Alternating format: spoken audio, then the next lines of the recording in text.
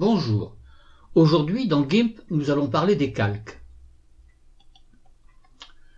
Commençons par ouvrir une nouvelle image. Allons dans Fichier, Nouvelle image et cliquons sur Valider. Ici nous allons mettre un fond. Pour faire le fond, nous allons choisir le pot de peinture par exemple et nous allons choisir une couleur. Donc nous cliquons ici dans Couleur et nous choisissons la couleur. Prenons par exemple un rouge très clair. Et validons. Avec le pot de peinture, nous cliquons à l'intérieur de l'image et voilà. Le fond maintenant est rose.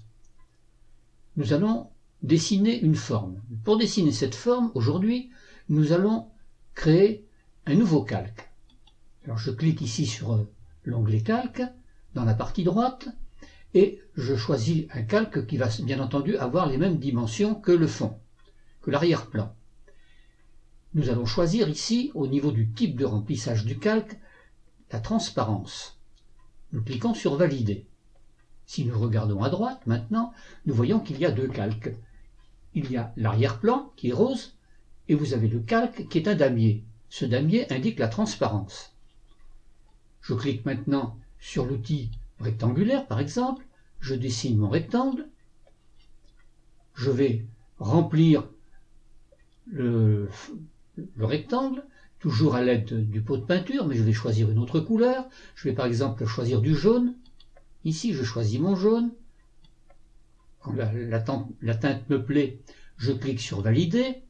Et à l'aide du pot de peinture que je sélectionne, je clique à l'intérieur du rectangle. Ensuite, je vais dans Sélection et je clique sur Aucune. J'ai donc maintenant effectivement deux calques. Ici à droite, si je ferme l'œil, je m'aperçois effectivement que sur le calque où se trouve le rectangle jaune, il y a de la transparence. Je reclique sur l'œil pour faire apparaître mon fond et je vais mettre une autre forme. Pour mettre une autre forme, je vais à nouveau cliquer sur Créer un nouveau calque. Je vais bien entendu conserver la transparence. Je vais cliquer sur Valider. Je vais maintenant choisir l'outil de sélection elliptique qui se trouve à droite de l'outil rectangulaire. Je clique sur cet outil et je vais dessiner par exemple un cercle. Dans ce cercle, je clique dans le cercle pour le définir. Je vais à nouveau cliquer sur les couleurs. Ici, je vais choisir une autre couleur. Je vais par exemple choisir du vert, comme ceci. Voilà. Je vais cliquer sur Valider. Et à l'aide du pot de peinture, je vais à nouveau cliquer sur mon cercle. Je clique sur Sélection et je clique sur Aucune.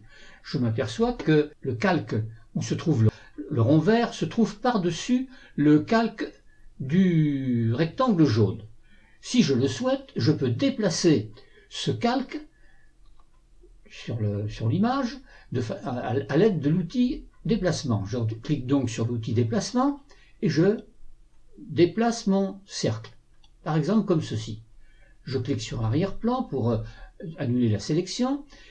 Et si je le souhaite maintenant, je souhaite faire passer le cercle vert sous le rectangle jaune. Alors regardez bien, à droite, je vais cliquer sur le calque où se trouve le cercle vert, je vais le déplacer et je vais le mettre entre l'arrière-plan et le calque avec le rectangle jaune. Vous apercevez ici le trait qui vous indique qu'on est bien entre les deux. Je lâche et cette fois-ci vous apercevez que mon cercle est passé sous le rectangle jaune. Si je veux à nouveau le repasser par-dessus, je reclique à nouveau sur le calque et je le reglisse vers le haut, comme ceci, et il repasse à l'extérieur.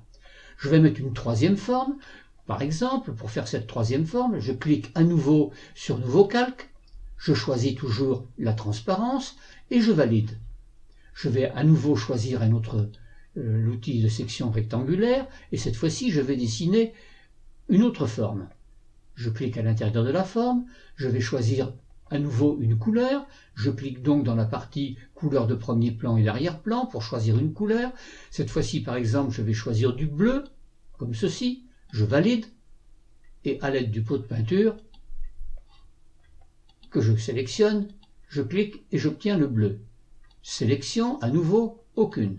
J'ai donc ainsi effectué une composition.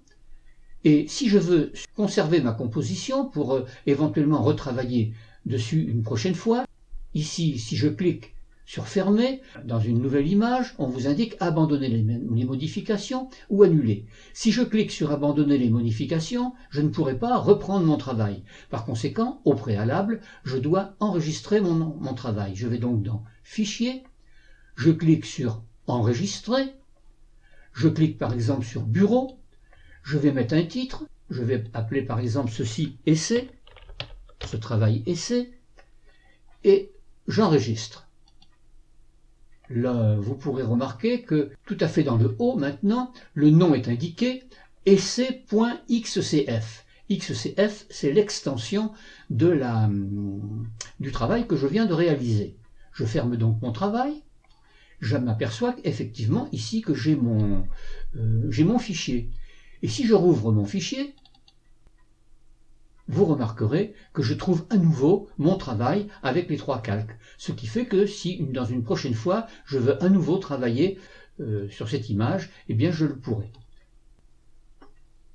Si cette vidéo vous a plu, et si vous souhaitez regarder les prochaines vidéos, n'oubliez pas de vous abonner à ma chaîne.